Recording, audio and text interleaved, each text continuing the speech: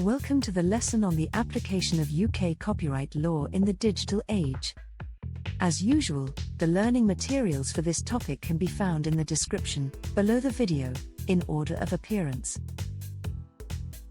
Any meaningful discussion about the application of copyright law in the digital era must begin with an understanding of the legal framework currently in force in the United Kingdom. This overview, however, goes beyond mere statutory exposition. It aims to illuminate how the underlying structure of copyright law supports, and at times constrains, the ways in which intellectual property is protected and enforced in today's digital environment. As Hart, Fazzani and Clark explain, copyright in the UK is the product of a long historical evolution, tracing its roots back to the early 18th century and the Statute of Anne of 1710, often regarded as the world's first true copyright statute.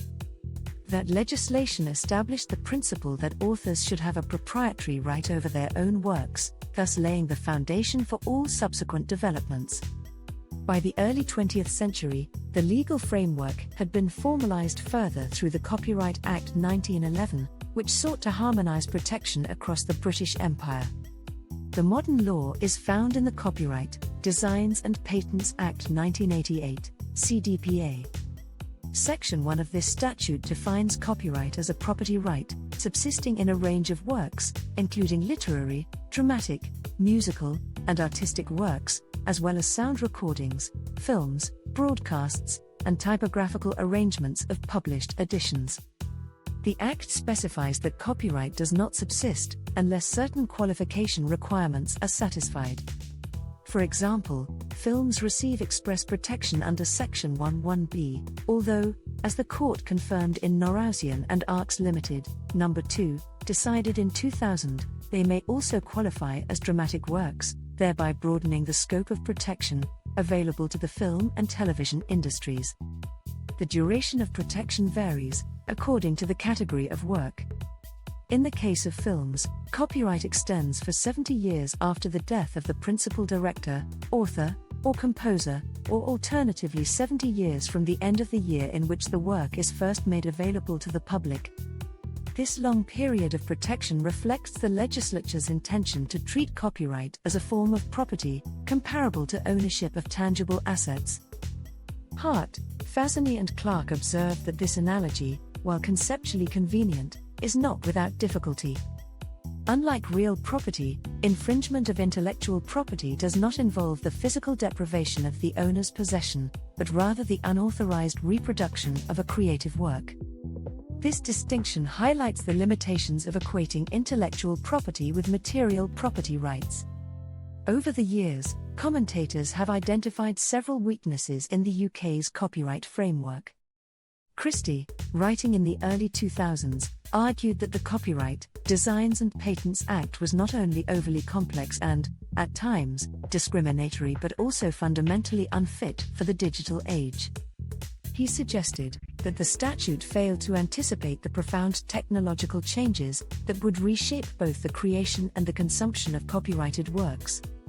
In retrospect, Christie's critique was prescient. The rise of streaming services such as Netflix and the explosion of online file sharing through BitTorrent networks have confirmed his concerns about the statute's technological limitations.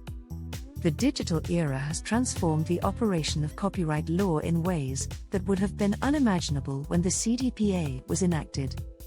The Internet has made the reproduction and dissemination of creative works almost effortless. Copying a song, film, or book can now be achieved in seconds.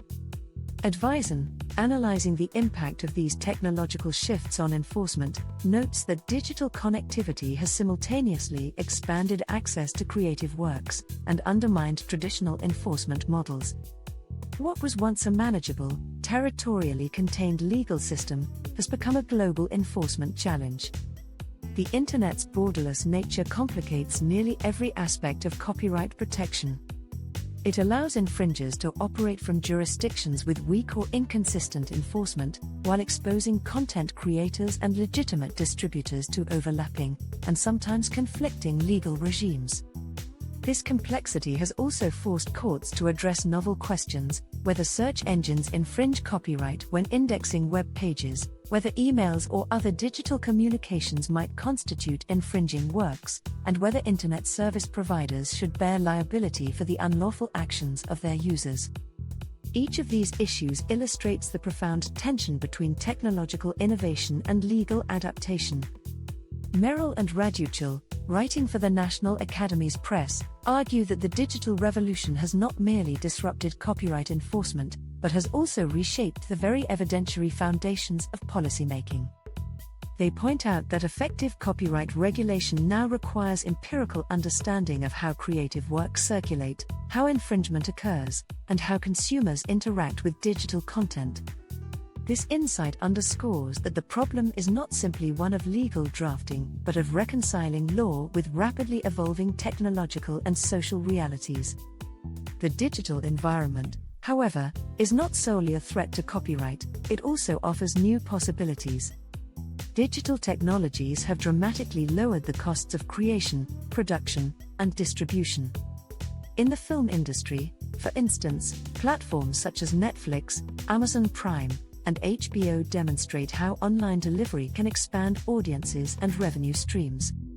Yet, as Merrill and Raduchel caution, these benefits are accompanied by significant challenges.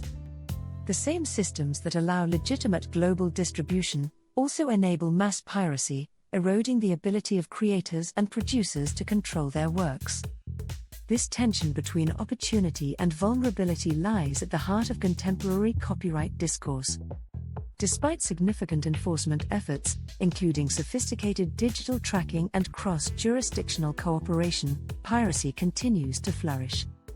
Advisen reports that while some jurisdictions, such as the United States, have developed effective mechanisms to curb online infringement, others remain permissive environments where illegal distribution thrives. The unevenness of enforcement undermines the international effectiveness of copyright law, weakening incentives for creation and investment. In conclusion, the persistence of these issues suggests that the relationship between copyright and the digital world remains unsettled. The UK system, built upon centuries-old property concepts, is struggling to adapt to technologies that defy geographical and conceptual boundaries. As Hart, Fazzani and Clark remind us, copyright was originally designed to protect authors from the unauthorized printing of physical works. Its adaptation to a world of instantaneous digital copying requires more than statutory amendment, it demands a rethinking of fundamental principles. Christie's call for simplification and modernization, together with Merrill and Raduchel's emphasis on empirical, evidence-based policy, point toward a future in which copyright law must evolve through interdisciplinary understanding rather than rigid doctrinal adherence. Only by aligning legal mechanisms with technological realities can copyright remain a viable instrument for protecting creativity in the digital era. Thank you for your interest in this topic. We hope that this lesson was helpful to you and are looking forward to seeing you again soon.